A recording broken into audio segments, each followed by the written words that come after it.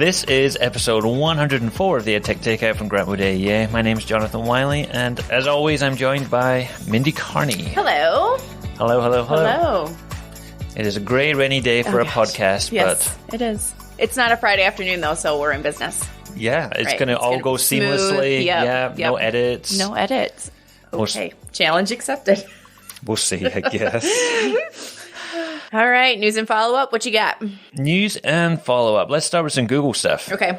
Have you seen the practice sets that are coming to Google Classroom? Yeah, I mean, I don't know if I could say that I've seen them. I read about them. I thought, I think it's kind of interesting. Practice sets will give teachers the time and tools to better support their students, from more interactive lessons to faster and more personal feedback. Yeah, so my understanding was that the feedback was going to be kind of AI-ish though, right? Yeah, and I watched a video of it, and it was kind of interesting. It reminded me of an app we've talked about here on the podcast called Socratic by Google. Okay. Where, you did some math or something, and in the side it gave you some step-by-step directions to help you and things like that if you got the question wrong, and it all used artificial intelligence for that. So it looks a bit like that. Yeah. Currently in beta. They are testing it with some schools, and it will be available within Google Classroom for any educator using the Teaching and Learning Upgrade. Sure. Or Google Workspace for Education Plus. Yes. That sounds like the deluxe version. I think it is. Yeah. So if you are on the free version of Google Workspace, this is probably not coming to you anytime soon. Maybe you could sign up for the beta and get in there, because they do have a link for that, which I can put in the show notes. Yeah. But this adaptive learning thing is very popular in blended learning classrooms and things like that. So I can see why they're doing it. Yeah, I'll be really curious to see. I think the I only saw a screenshot. I didn't watch a video about it, but it was specifically math, which I mean makes sense. So yeah, I'll be interested to see what it looks like.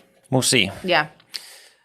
There is another update for Google Classroom. Yeah. This time you are able to schedule posts for multiple classes, which I think is interesting.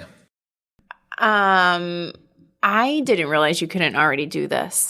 Well, you can schedule things to go to multiple classes, but it goes to everybody at the same time. Oh. What this lets you do is pick individual dates and times for each class. Nice. So you can have one assignment or one whatever and say this class gets it on Monday, this class gets it on Tuesday, this class gets it on Wednesday. Okay. So that's been a much requested feature. Yeah. No, when I saw it, I was like, I feel like I thought that already happened. So I guess not. But okay, that helps clarify. I warned you about the next one, and you said I was setting you up for failure. Yeah. So here it is. Okay. Google Sheets have doubled the cell limit. What do you think the cell limit is in Google Sheets, maybe before they doubled it? Like in rows and columns? The number of total cells you can have in a Google Sheet. 100,000. Well, this might blow your mind a little bit, because in 2019... they upped it to 5 million cells, and now it is one sheet? And now it is up to 10 million cells. Oh my gosh. I don't even want to think about that type of spreadsheet. I don't want to ever use a spreadsheet with a million cells, let alone 10 million cells. It's like... oh my gosh. That's a ton of tabs. That's a ton of tabs. Cells. Yeah. It's just a lot of data. Yeah. I won't be using that. No, I won't me be neither. testing that. Okay. All right. Let's move on to some Apple stuff. Yeah. Did you try the universal control for iPad and Mac? You know what? I looked at this and then I went, so we have brand new Macs. Yes. I went in and... pause there. Oh. You have brand new Macs. You don't have a brand new Mac? I don't have a brand new Mac. Oh. Lynn Kleinmeyer got my Mac. Oh, God. Because hers broke. Her brand new Mac broke and she had to get another brand new Mac. We're not highly recommending it right now, but so I watched the video because I wanted to try it, because I have used the Sidecar app.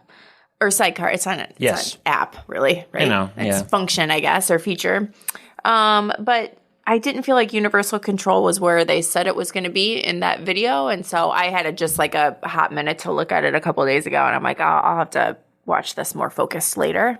So it's kind of a typical kind of Apple feature. I think you need multiple Apple devices in order for this to work. 2 or more. 2 or more. So it's kind of an entitled feature. But if you put your iPad next to your Mac, you can have a unified experience with the keyboard and mouse. So you can take your mouse from your Mac and then just slide it straight over to your iPad, start controlling things on your iPad, open apps, type on your iPad with your Mac keyboard, and then drag things back and forward between the screens. Could you do that with the sidecar? Could you type on your, I know the mouse worked, but could you type on your Mac keyboard and it work on your iPad? Because I always have an iPad keyboard, so I guess I never tried that.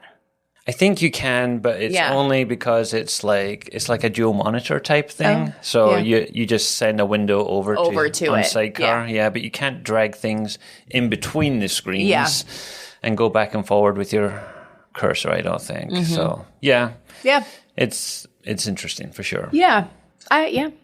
There is another Apple news item I put on the This is new to me. docket here. Yes. Apple announces a new coaching program for educators. So you're probably familiar with like the Apple Distinguished Educator program. Right. Mm-hmm. This is the new Apple Learning Coach program, which just came out as we record a couple of days ago. Okay. And it is free professional learning program that trains instructional coaches, digital learning specialists, and other coaching educators to help teachers effectively use Apple technology in the classroom. So I showed this to Bridget because Bridget has all the certified badges and things for all the edtech apps. Sure. She's like, oh yeah, I saw this one, but I don't know if I have time for that right now. But if you're interested in becoming an Apple Learning Coach, there's going to be a link in the show notes. Interesting. Okay. Something else for your CV and your email signature and all the things. Yep, you bet. All right. Canva's up next. Okay. Yep. I happened to see a person from Canva tweet this out recently, and it's a whole YouTube playlist on designing student activities inside of Canva. So they've got little short videos that are like 3 minutes or less. Yeah. And they'll show you how to design a graphic organizer, how to do a storyboard, how to do brainstorming activities, infographics, posters, all the rest. So if you just want a little starter for some inspiration, like where do I even start? They show you like where to find the templates and how to customize the templates and give you some ideas for how you might use it in the classroom. So short and sweet videos, but worth a look. Yeah, I just saw something the other day that reminded me that you could add your own audio into Canva. I feel like I've been in there to use I feel like it was last year when they started to do more of the animated video stuff within Canva. Yeah. I did not remember that you could add your own video, but I did do that last year when I used it. I was like, oh yeah, you kind of forget sometimes when you aren't using tools as regularly that all the things that it can do. It's becoming a bit of a one-stop shop for really multimedia stuff. Yeah. And to follow up on that, I did happen to learn about something else this week inside of Canva that I hadn't seen before. It's called the Canva Character Builder app, which is a bit of a mouthful. But, if you are inside of Canva and you've got that sidebar down the side with the elements and the shapes and the pictures and things, way down the bottom there's a More button. And if you click on there, you get all the Canva apps that you can link and add on there. One of them is a Canva character builder. Okay. So you create these little people. You choose a head. You can choose their hair. You can choose their hair color, their skin color, their body, their clothes, and their legs. And so you can make them do, if some are running, some are standing, some are sitting. Oh, nice. And if you want to, build a presentation or something with some consistent characters that are the same color, shape, size, all the rest, then yes, you've got this little Canva character builder in there. Maybe you could use it for comic strips or something too. Yeah. Building up some digital stories on there too. Yeah. Huh. I did not know that. I didn't know either. I think I always just go in there with a specific purpose, and so I don't ever dig around in Canva. I don't click on stuff in Canva. I just go in and get whatever I need to make done. Sounds like maybe I should spend some more time in there. That's awesome. It's a hidden feature. I only learned about it through an educator called Katie Wardrobe. Really? Totally. We've talked about her on the podcast. Yeah. She's an Australian educator and she does really great things. Maybe we should have her as a guest sometime. Sometime. Let's do it right now. Okay. All right. So up next, served to you piping hot, is our main course, EdTech and Music with Katie Wardrobe. Welcome, welcome. Well, thank you for having me. Long time listener, first time guest. We're so happy that you're here. Do you want to tell us a little bit about who you are and what you do and what your education journey has been? Yeah, I work with music teachers and solely on training them in technology-related things. So it's lots of fun, and it was a completely accidental job. And I work for myself, so I don't work for a school or a district. We don't even have districts here, really, as such, anyway, in Australia. But just do it all myself, and it was really accidental. I did my education degree, music education, and I kind of thought I'd quite like to see what else is out there before launching into a full-time teaching job, because I knew that if I got into that would really be it. I'd probably be there forever. Both my parents are music teachers, were music teachers. They're sort of kind of semi-retired now. But I had a few jobs here and there. And a friend of mine was working for a music software company called Sibelius, and they do, it's basically desktop publishing for music. So I was using it a little bit, and this is back in the, mid-90s, no, it must be a bit later than that. Anyway, sometimes he said, why don't you come and work for for Sibelius? And so I did, and I had never really left education-related jobs. I'd always done bits and pieces to do with education, and that's really my passion, is teaching people something. So I started at Sibelius, and it was great because we would go out and we'd present at conferences. We were, in the expo hall and, sort of training teachers on how to use the software and running workshops and that sort of thing. And the other part of my job was tech support for the software. So for 1 or 2 days a week, I had to do tech support, and I was not tech savvy at all. I knew Sibelius, but I was not tech savvy in the slightest. And so I had this massive crash course in operating systems and school networks, because teachers would try to get, you know what it's like, they try to get stuff going at school and there's barriers and things go wrong, and, you find out it's not them, it's actually just, something's blocked at the school. And I just had this horror. Yeah. I hated that. Those days I hated. I just wanted to be out training the teachers and working with the software. I had dreams of them ringing up the tech support line saying, how do you put triplets into Sibelius? And all they'd say was things like, I've got no sound. There's no sound coming out of my computer. I can't work. There you go. Yeah. Oh, my gosh. Yeah, that's interesting, because my dad is one of those semi-retired music teachers too, and I know one of the software he used to use a lot was that Sibelius, among some other things. So I've seen him using that. He's had his keyboards plugged into the computer and stuff, and transposing it all and all that good stuff. So that was one of the problems. Yeah. My MIDI keyboard, I can't get sound from my MIDI keyboard. Okay, and then tech support over the phone, and there was not really, there's no Zoom at that time, so it just it was really hard work trying to sort of help people out. But the great thing was it gave me this massive crash course in all the technology stuff. And when my job finished there, I sort of thought, well, I was doing all this training for that software company. I'd quite like to continue doing that, and I just need to fill the part-time job I had, just fill up those hours again in my week. And so I started running workshops in schools, and that was great, just in Melbourne here where I live. And then that grew to travelling to other states in Australia and doing some training there. And I started adding other programs into my repertoire. And then I suddenly discovered the world of edtech. And I feel like everybody that I follow on Twitter, we all joined Twitter in about 2008, 2009. Everybody joined at that time. Yeah, it's so weird. And I met so many people in the States at that time through Twitter.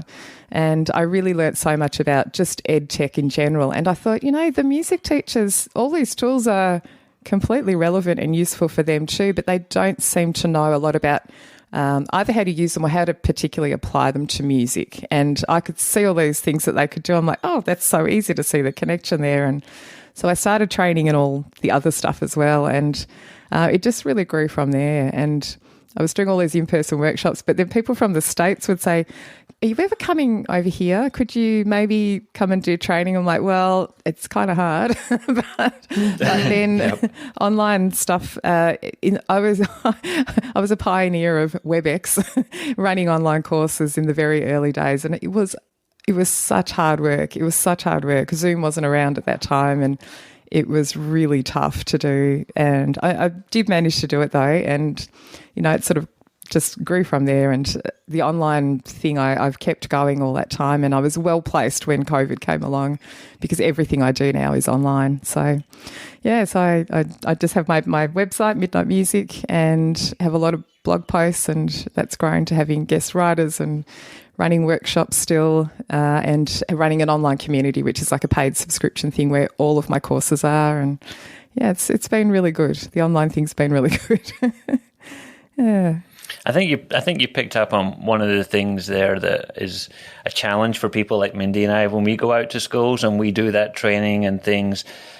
The music teachers and maybe the art teachers sometimes and maybe PE and things like that. Those teachers are right kind of on the edge of our reach in terms of the kinds of examples and things that we might have for things, because we do like a whole staff training or something, and somehow we've got to find something for ELA and for science and social studies and for art and music and all the rest. And it's harder sometimes for us to make those connections if you don't have that background. Absolutely. And on the other side of that they go to those sessions, and I know this, I think you have similar to us here, we have like a compulsory PD day at the beginning of the school year, and there's a few more throughout the year. And usually the staff are all thrown in together, and the music teachers, they're like, I just don't see that it's at all relevant, because they can't. I find that they find it difficult to translate the examples that are shown for history and social studies and all of that into, oh, well, that's similar to the way I might do this in the music class. And so I think that's why they like my webinars and workshops so much, because it's very music specific. And but I sit there translating and going, oh, there you go, we could totally change that and mix that up and stuff. Yeah, it is hard. It's really hard. But all the same tech tools are completely as useful for the music teachers as they are for all the other teachers too. So what would be like your top 3 tools that you tend to share with teachers that are great for music teachers but would be great for all teachers? We really use a lot of the same things. So for us, the recording of any sort, whether it's audio or video or a combination of both, is so super useful for music teachers, and in so many ways. And I think that translates across all subjects really. So the programs that record audio, but also MIDI as well. So you can sort of play on the screen, play a keyboard, but it can sound like a trumpet or, a bass guitar, or it can sound like any instrument you want. So you've got access to a whole range of instruments in a software program without actually having those instruments in your room, which is super useful. But for music teachers, obviously creativity, like composing and that sort of thing, is fantastic in those programs. But those are also great for creating other things like podcast episodes, like students creating their own podcast episodes as a substitute for writing an essay instead. It's a great way to present any information. So I think those sorts of programs are really great. So in that category, the most popular ones, definitely with the music teachers, are Soundtrap and Bandlab and GarageBand. And there's, about 700 others as well, more complex ones, but those ones are really, really popular and just so useful. Soundtrap and Bandlab, now that there are options that are web-based, that's become such a great thing. In the early days of me running workshops, I had to find things that would work on Mac and on PC because there wasn't web-based things, or if there was, the internet was so bad that you couldn't possibly use it anyway. So those 3 programs alone have just really shifted the landscape, I think. But they're so super useful. Storytelling exercises. I do like a storytelling workshop where we record a story, but we make all the background background music for it as well, and sound effects, and add in intro music and outro music to it. And again, that's something that could be done easily by a non-music teacher as well. I actually put together I'll have to give you the link. There's a little YouTube video I put together of, it's me using GarageBand on the iPad, but you can easily do it on other programs too. And it's about creating spooky music. And you don't need to have any music background to do this. So I show how you can bring up an instrument and make a spooky sound. Yeah, no, seriously, you'll watch it, you'll see.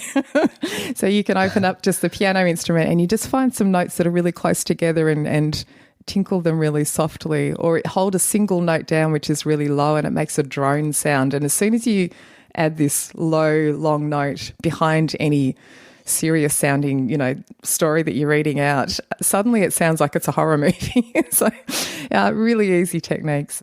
So that could be something interesting for like a language teacher in the classroom, and they're creating a poem or writing a story or something, and then after they've written it, they could think about what music might be most appropriate for that. So they could definitely use some apps for things like that too.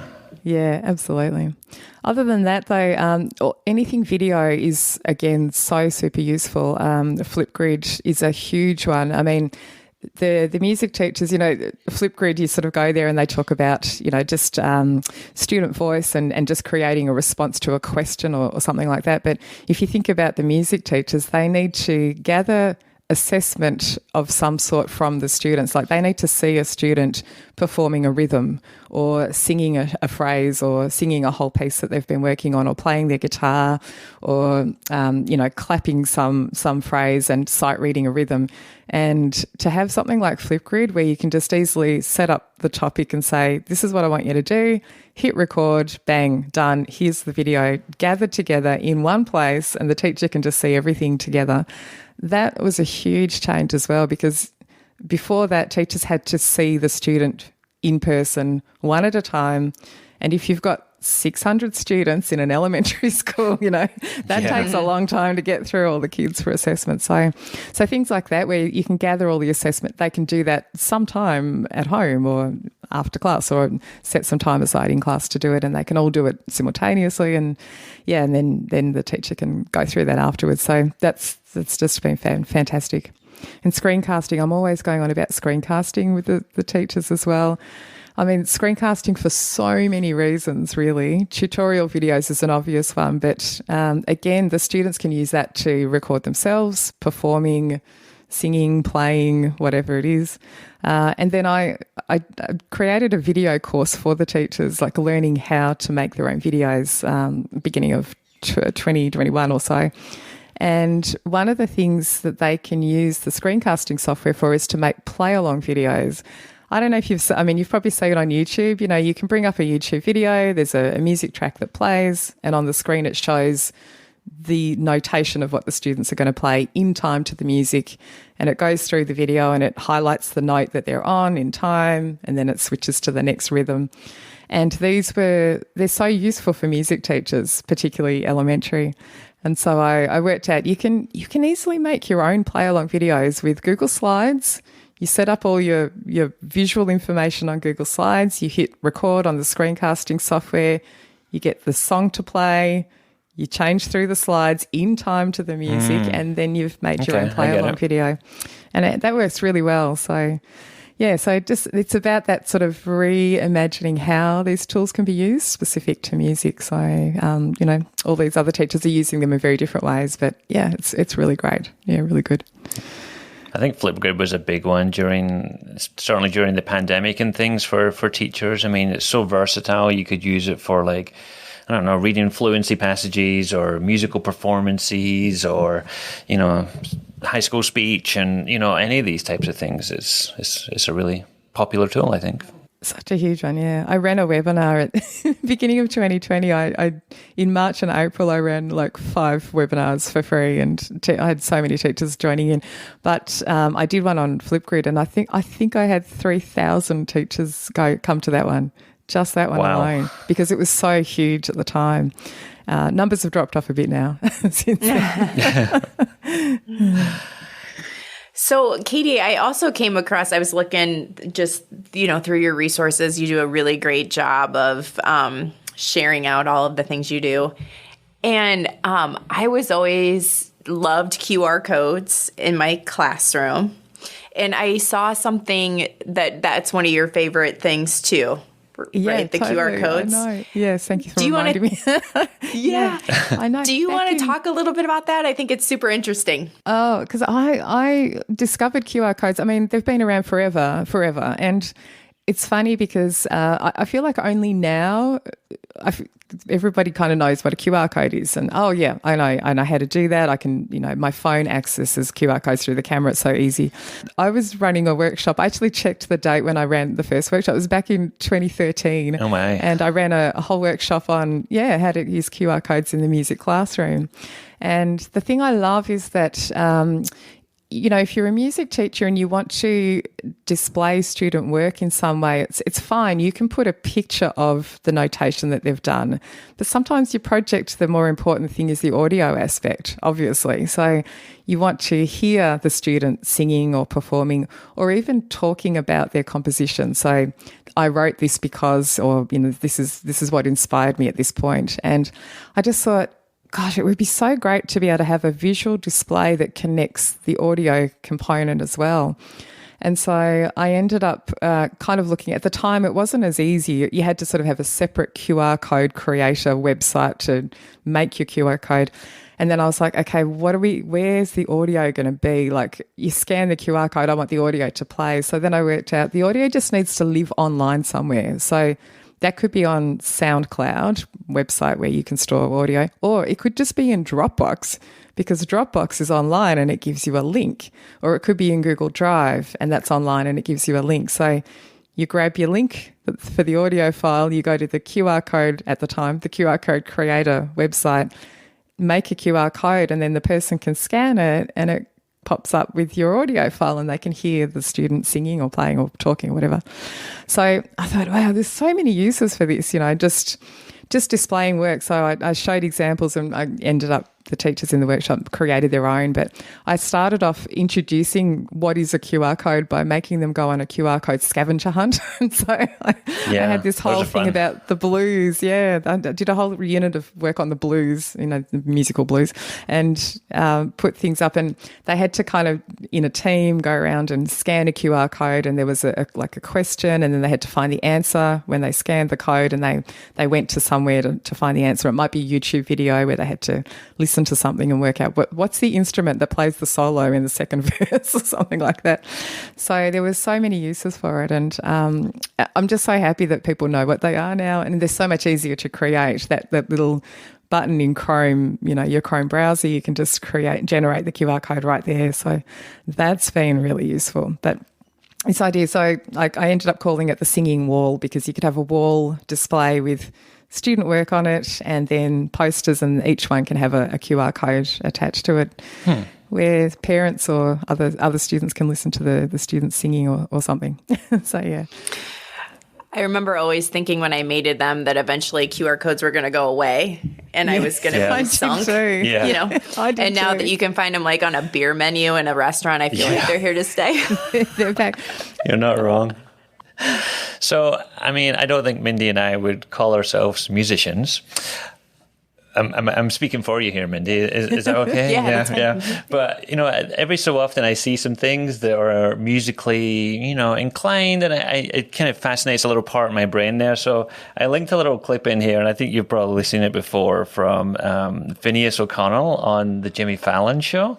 And he talks about, how, he and Billie Eilish are putting sounds into their music that are just like everyday sounds out there. And it's just, when you hear the music, you don't think of it as, well, that's a weird random sound. You just think it's the music. And I think there's becoming more and more examples of that sort of thing. But before we go into that, I was going to just ask you about that specific video. Is that what a crossing signal sounds like in Australia? Is that really what it sounds like? And it's so funny because every time I go to the States, there's things, in America where I just go, really, is this a thing? And, I've had a couple of friends come out here. I have a great friend, Barb Friedman, who is a music teacher she's in New York, and she comes out and she does, what is this? At the crosswalk. We don't even call them crosswalks here, but. You don't call them crosswalks? Okay. Well, in the video, he talks about the sound, the beep you get when you are able to cross the road. And he was like, that's a really rhythmic, nice sound. I like that. And he recorded it and he put it into his music, and it sounds like hi-hats on a drum or something. And it really you would never know. You would never know the difference. But this isn't like an isolated incident, is it? There's lots of people doing stuff like this now, right? Absolutely. And he's, that sound that he captures. So you turn up to the traffic lights where you want to cross the road, and you when it's not green for you to walk, it's basically beeping slowly. So there's a slower version of what he had in his recording. So it's just sort of beep, beep, beep. And then when it goes green for you to cross, it goes like that's the sound that he recorded. And the funny thing is, I mean, they've done that for people who can't see, so they know when to cross the road. But we all rely on it now. So if that ever does not work at the lights, people just, it's time to cross now. You just. I feel like if I heard a sound like that, I'd want to run across the road. It would be like, it's not like a slow walk, is it, that one? But yeah, I think I don't think it's uncommon at all. And this is, it's such a thing that I've been totally fascinated for years. This whole idea of capturing found sounds. So that's what the terminology that people would use in the music world is found sounds, because they're just sounds from the everyday world. And capturing found sounds is such a great project for students to do. And there's so many layers. You can do a really simple version or something more complex. And I have done, again, workshops on that probably since I started running workshops in about 2009 in all sorts of formats. And you can do something as simple, and this would be something for a non-music teacher could possibly do, is just to have students capture, as in record sounds from their environment, but you can set them some parameters, like I want you to capture a high sound and a low sound, or a rough sound and a smooth sound, or a beautiful sound, or so you can talk about musically. Then if you want to sort of relate that back to music, you talk about timbre and texture and the sorts of effects or the feeling that the sound gives you. So that's one aspect. But the next stage, particularly for music educators, might be to take the sounds that the students have recorded, and then they can do a little thing where they can edit that sound. They can make it higher or lower in the recording editing software. So you can transpose it up or down. You can make it go slower or faster. And you can morph a sound in so many ways. From a single sound, you could get a whole scale of notes if you want to. You can sort of pitch the note if you want to. Even if it's a door knock, you could turn it into a sort of a pitched sound. And then the next stage would be to put that together in some sort of composition. So I've been obsessed with this idea. And so I've done a few things. NASA actually, they have a whole library of sounds, and this is it's sounds from missions that they've been on. So there's a sound of a Kepler, I don't know, there's just sounds from outer space that they've recorded, and they've made it all available, Creative Commons license available. You can go to their SoundCloud account and download everything. But they've also made available famous speeches and things that astronauts have said. So there's the, one small step for man and all of that. You can download that and use that freely in your project. So I did this whole project where it was like taking the NASA sounds, and you can shorten something, make it really short, or make something longer and repitch it, and then put together a whole musical composition. So I made this whole, it's short, 30-second composition from just sounds from space, and put it together in the editing software. There's a guy that I follow on YouTube, and again, I've been obsessed with his stuff for a long time, called Andrew Huang. And he does regular music videos, but he has a whole series called the Song Challenge. And his song challenges involve him taking a single object and making music from that single object. And he has the best video editing skills. So if you look up his channel, any of his videos are just fantastic. But he will tweak them, but he has the visual component too. So it's kind of like sounds pop in and out, and they're humorous. He does a lot of he takes a song like, Ariana Grande did the 7 Rings song. So it's 7 rings performed on rings. And he did 24 Karat Magic by Bruno Mars performed on carrots. And so he took carrots and made sounds out of carrots and then made the song, like a cover version of the song using carrots. It's just such a great project. I think some kids see like music as a barrier. Like, I'm not musical, I don't play instruments, and things like that can kind of lower that barrier of entry sort of thing. If all I had to do is like bang on a chair and record it, or like scratch on the wall or something, and just throw those into an audio editor, it's not too dissimilar from if you've edited a video, you could probably edit audio. It's the same type of thing, moving tracks around and shortening and adding stuff and changing the speed. So yeah, I say this to music teachers in the other way. I say if you want to do video editing, it's very similar to the music editing you might have done in a Soundtrap type program, Yeah. And yeah, absolutely. I think that barrier, I think a lot of people, Soundtrap, GarageBand and Bandlab have loop libraries. So there's snippets of music ready-made in there. And there are some teachers who see that as a cop-out, like it's too easy, You want the student to make music from scratch, not to be using ready-made loops. But my theory is actually it's a fantastic in. And so you can start them off using these ready-made snippets of a drum pattern or, a bass line. And then you get them to add over the top of that something that's original. And then eventually you sort of take off the training wheels and take away, you require them to make more music from scratch rather than relying on those loops. But it's a great way to get in. And yeah, but definitely the found sounds thing I love. There's one video clip I'll give you a link for as well. There's a guy named Diego Stocco, and he's done... His first big video was like music from a laundry or something like that, where he goes into a laundromat and he's recording the steam machine and all this stuff. But he's done this other one, which is the one I show. And it's literally, he's mic'd up a bonsai tree, and the bonsai tree is tiny, and he found these microphones which were minuscule, and he's mic'd up this tree and he plays the leaf and the branches of this teeny tiny bonsai tree, and he records everything and he plays it all, and it's a whole piece of music, and it's just the most ridiculous thing but amazing at the same time. So I have to ask you a little bit about the Tic Tac Challenges. Oh, yeah.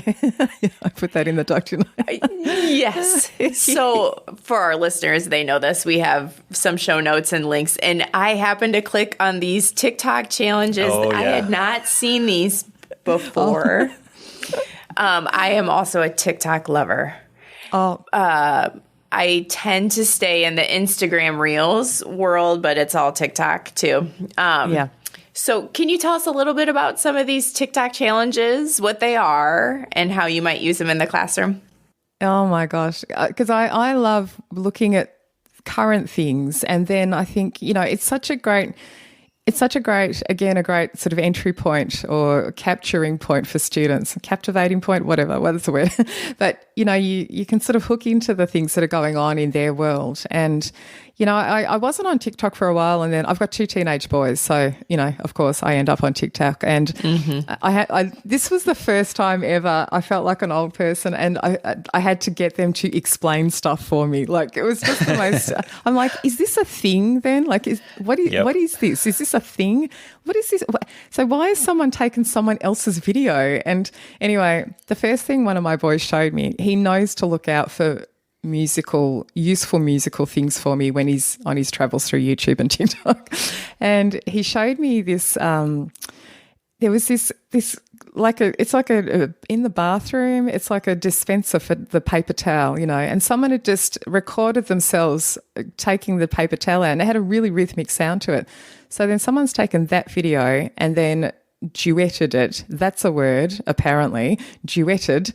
And duetted the video and added their own video next to that. And they added some other part, and then a 4th person and a 5th person. I was totally blown away by this concept. Like it's collaboration. The first person didn't ask for collaboration, but it's just this.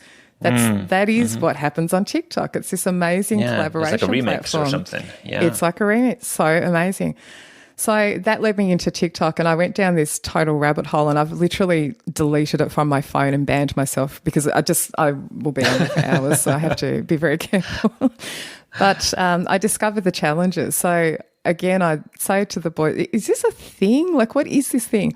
And I think the first one I saw where I was like, wow, that's so super useful for music teachers was this challenge that I think it's known as the Triangle Challenge. And there's the same audio is used. Whoever does this challenge, it has to be the same audio, which for some reason is pentatonic singing Good King Wenceslas. It's so random. I mean, why not? I mean, exactly. Yeah. What else would you choose? And they basically it's like a conducting pattern. So if you were conducting a piece in 3/4, you make a triangle shape while you're conducting. I'm doing the motions for those at home who can't see anything right now. It's great for podcast, I really tell you. Fantastic. And then when you get that going in your right hand, you add your left hand in doing a pattern which is a shape of a box.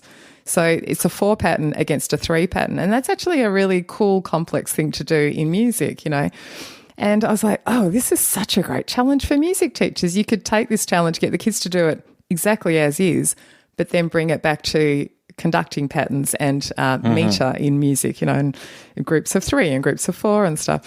Anyway, so that led me on to about 7,000 other challenges, which were all really useful musically, which I thought would be good for music teachers to use in the classroom. So I'm like, there's so much here. I've got to do a blog post. So I did a blog post just about the challenges and described them and actually embedded the TikTok video examples in there so you can just see everything on the same page. And then that led me down this road of the duets and the collaborations as well, because these are phenomenal, amazing. And it's gotten to the point now where people invite others now to do a duet with them, as in, here's a bass line that I've recorded. Hey, why doesn't someone record a melody over the top? Or someone will take, getting back to that found sounds thing, one of my favourite videos where there's a whole chain of duets with this one video. It's the sound of a frog. It's a little frog on a log, and he's just doing this rhythmic sound, and it's got a sort of a pitched note to it. And people have added this whole jazz song over the top. Someone added a keyboard and a bass line and a voice part, and it's just great. And I thought, and I'm like, how can we use Flipgrid to do this in the music classroom? Yeah, there you go. But the collaborations are phenomenal, and it led on to I ended up doing a whole keynote speech about this, about the inspiration from TikTok, but those things are on a small scale, but on a really large scale, there's been 2 musicals that I've know of, 2 stage musicals, like Broadway musicals, that have been written purely by people collaborating on TikTok. And the first one was about Ratatouille. So I won't go into it, in great detail, but you can just go and look up Ratatouille, the musical. And it was invented on TikTok. Someone made a tiny snippet of a song and someone else said, you know what, that would be a great idea for a musical. And then they put together this whole thing, and it was phenomenal. People started drawing costumes and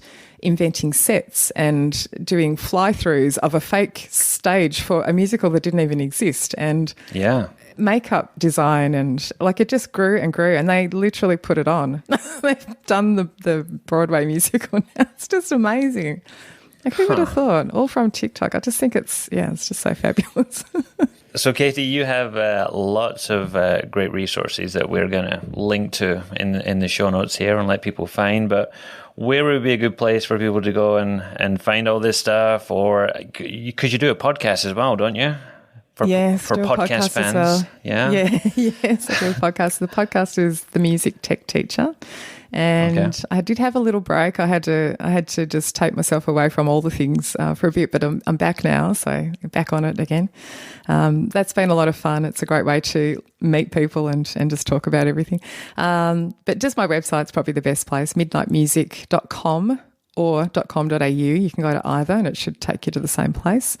And I've got all the things that are linked on there, the blog posts and everything else. All right. So you're going to stick around for Tech Nuggets as well? Yes, I'd love to. All right, my favorite part of the show. Up next is Tech Nuggets.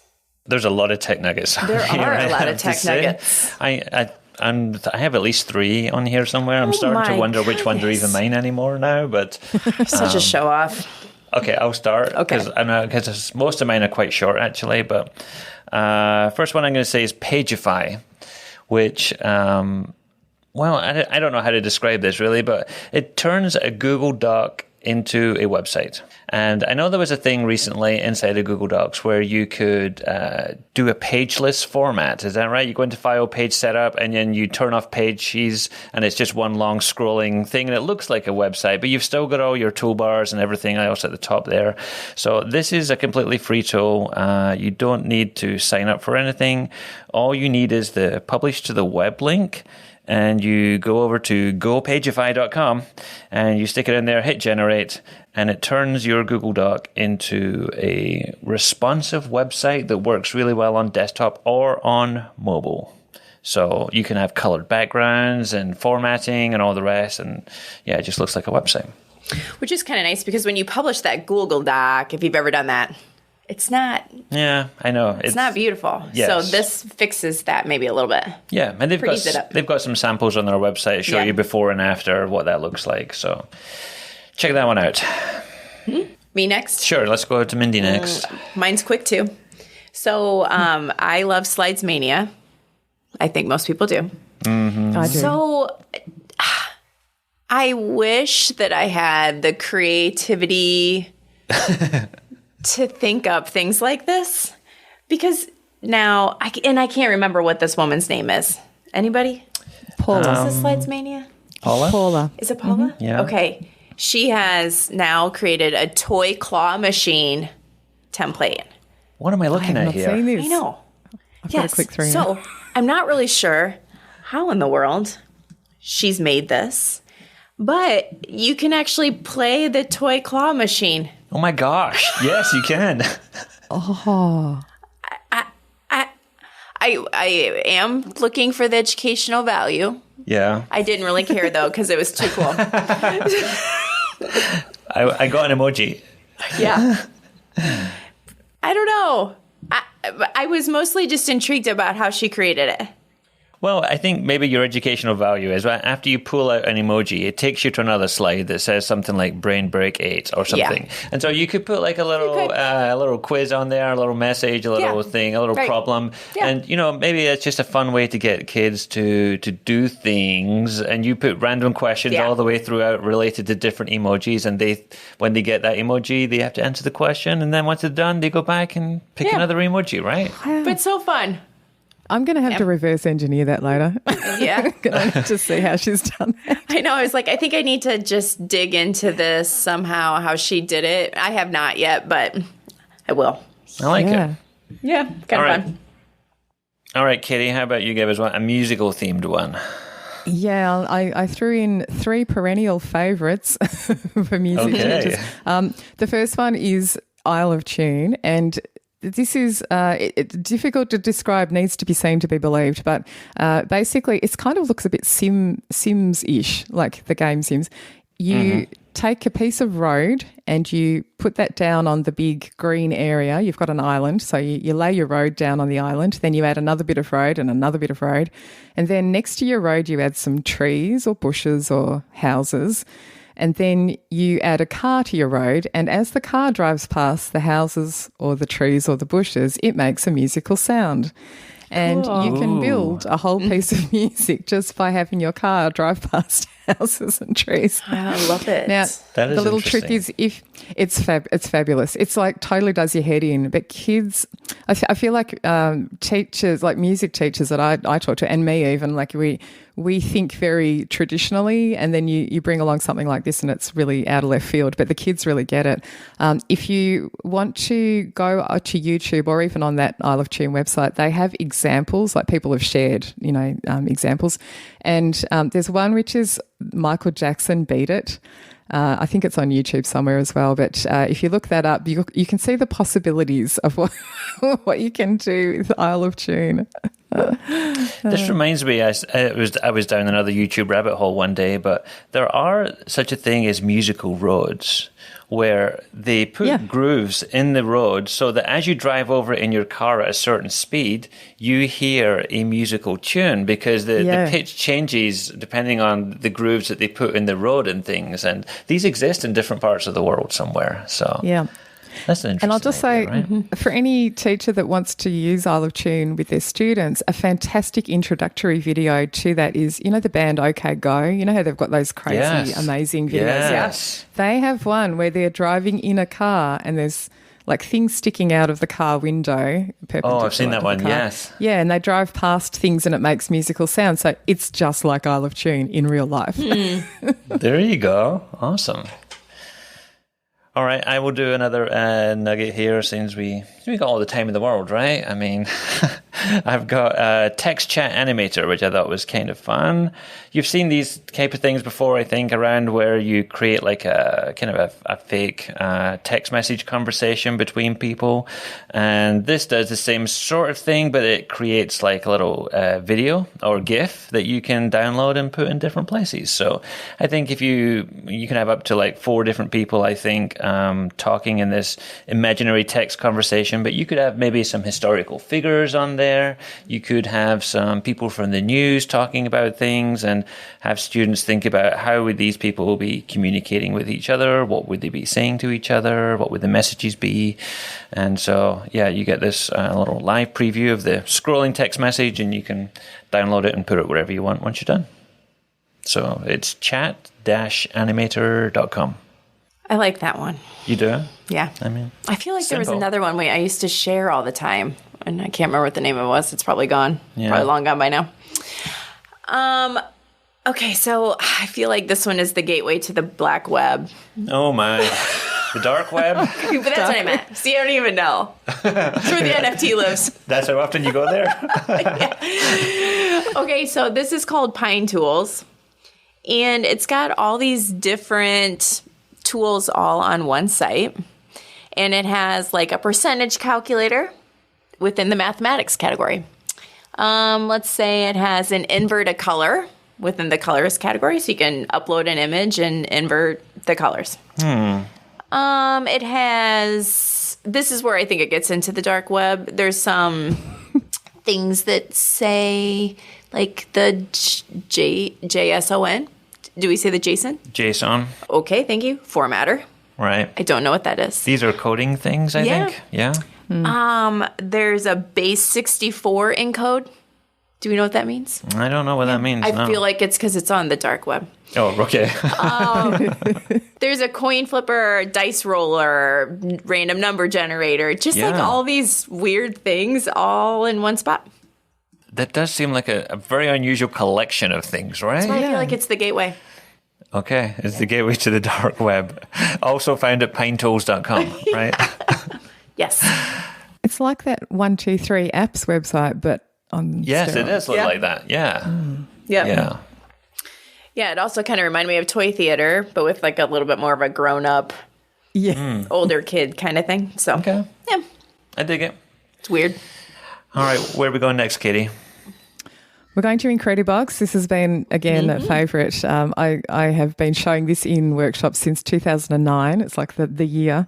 And this is basically there's an app version and a web version. So when you go to the website, you need to click on the word, I think demo or something like that to get to the web free version.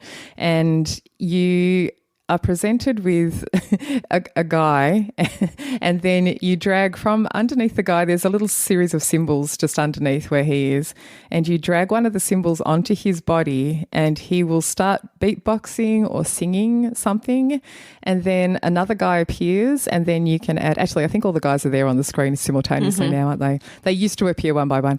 Then you add another symbol onto another guy and he beatboxes or sings something different which matches really well with the first guy, and then you just keep building and building. So I think a lot of teachers see this as a bit of a novelty, like Friday afternoon activity, but to be honest, there's so many musical things you can do with this if you want to make connections to like proper lesson type things. But even for non-music teachers, you could use this as a really simple way to make a backing track for something. So I know that a lot of students kind of learn quite well if you're speaking things rhythmically. So even if you take the times tables, you could just get this going and do 1 times 1 is 1, 1 times 2 is 2, rhythmically in time to the music, and it just adds something so that they're doing something boring, repeating things by rote or whatever, but you've got a cool backing to go with it. So it's a nice one. And that's been around since 2009? It has been around since then. Yeah. Wow. There's a number of things I show in workshops which were around then and have survived all this time. So, yeah, I have a couple of blog posts with lesson ideas for music teachers if they want to find out some more of that. All right, I got one more here that I happened to come across. That was worth sharing. It is an online video editor. And I don't feel like there's all that many options for online video editors sometimes. This one's called Runway ML. And I think the ML stands for machine learning or something. Because this one does kind of some interesting things. Like if you have a video of a person, it will remove the background, even if you didn't film them in front of a green screen. And so then you can layer in a different background under there too. One of the other nice things it does is almost the opposite of that. You can remove people from a video and just leave the background. So, sometimes when you're doing things, people photobomb you or they're walk across and you're like, oh, this would have been amazing if that person wasn't there in the background. And you can remove them just by painting them out the way. It's got a whole bunch of filters and text. It does this amazing kind of text thing that you see in Hollywood movies now where the text is kind of like behind the person but also in front of the person, and like I don't know how that works, but it uses machine learning and stuff to do things like that. So you can do unlimited projects for free if you're exporting at 720p, which I don't think is terrible. I mean, that's a decent resolution. And they have other plans that go up from there if you want more of a high resolution thing. They do apparently have discounts for students and educators. It's just not apparent what that is, but they have a link on their website where you can click here to reach out and they will talk to you about that. So if you want to try some machine learning, some artificial intelligence in your video editing, then runwayml.com is worth a look. Very popular with the young love. You think so? Just going to take him out. Oh, right. I see. Yeah. Take her out. Just erase that part from your memory, right? Yes. All right, Katie, you get the last one then. This one is Beepbox, and this is it's a really plain, ugly looking website for starters. It's black and brown. I agree with that. Yeah, I know. The guy could totally benefit from a little graphic design help, but it's a great website. So it's sort of like a grid, and you can click on that grid to add sounds into your composition. So you're going to build something up, a composition here. But if you click play, don't do it now, click play and then add sounds into the grid, they will play back for you. And the great thing is the grid is set up initially, you can actually alter this if you want to, but the grid is set up to use notes that all work with one another. So for the musically inclined, it's using the pentatonic scale, and pretty much everything goes with everything. So so you can add notes into this and make a little a short thing. Now, in the olden days, like a few years ago, there was a default instrument sound setting, which was, and it's still there, but you have to now choose it, which is a bit unfortunate. The default setting was like a square wave sound. And that sounds exactly like the Super Mario Brothers theme sound. Oh, so I use this a lot for creating video game music themes. And you can really, really simply build up a little, it'll keep looping back your thing that you're creating, but really simply create a little melody. And in fact, once you've made your melody on the thing that you're looking at initially when you visit the website, you can actually click to another layer and add a second part, and another layer and add a second part, another part, like a bass line, and then add a drum part as well. So it's not the prettiest website, but it's really great. It's really great to use. I like it. So Beepbox. And the great thing about that is to share your work. You can actually download what you've created, but to share your work, you just copy the URL. all of the information is saved into the URL, and the URL ends up being about 100 characters long. It's the most ridiculous thing. So this is where, a QR code comes in handy if you want to just get a quick way rather than no one's typing in this address at all. But grab the link. Students can send that to the teacher for them to have a look at. And, yeah, it's just fantastic. Really great. I like it.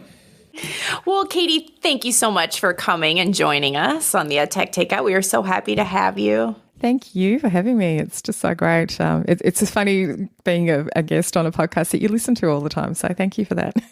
Were you disappointed? Was it everything you hoped it would be? You know what? Don't say it. It was everything I hoped it would be. Oh, good. All right. Well, I think that's everything we have time for this week. We will be back when we are... Next time. Yeah, let's just say next time. Okay. So until then. This has been the EdTech Takeout. We hope it hit the spot.